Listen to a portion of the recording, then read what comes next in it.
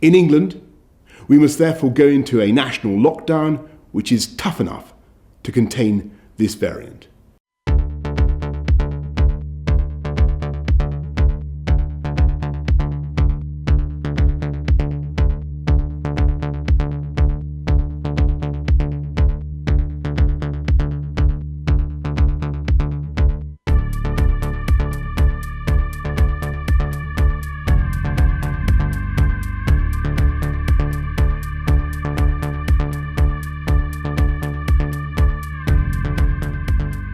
Since the pandemic began last year, the whole United Kingdom has been engaged in a great national effort to fight COVID. And there's no doubt that in fighting the old variant of the virus, our collective efforts were working and would have continued to work. But we now have a new variant of the virus, and it's been both frustrating and alarming to see the speed with which the new variant is spreading. Our scientists have confirmed this new variant is between 50 and 70% more transmissible. That means you're much, much more likely to catch the virus and to pass it on.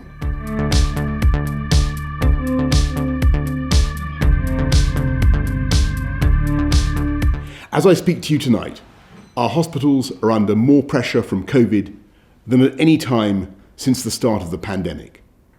In England alone, the number of COVID patients in hospitals has increased by nearly a third in the last week to almost 27,000. And that number is 40% higher than the first peak in April.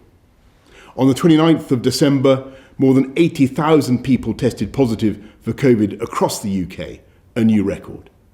The number of deaths is up by 20% over the last week and will sadly rise further. And my thoughts are with all those who've lost loved ones.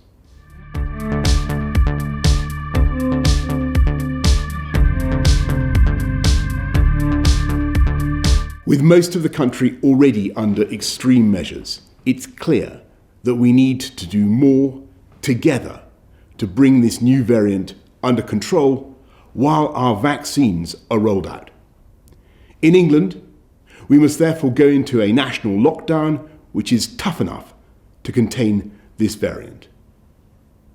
That means the government is once again instructing you to stay at home. You may only leave home for limited reasons permitted in law, such as to shop for essentials, to work if you absolutely cannot work from home, to exercise, to seek medical assistance, such as getting a COVID test, or to escape domestic abuse.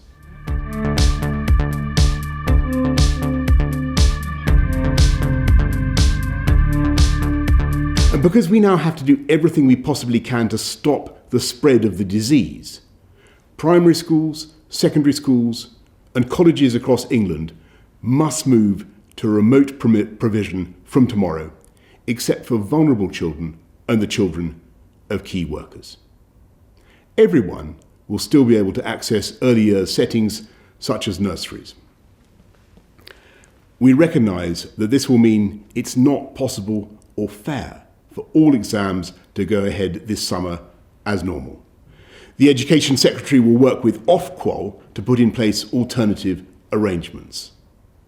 We will provide extra support to ensure that pupils entitled to free school meals will continue to receive them while schools are closed, and we will distribute more devices to support remote education.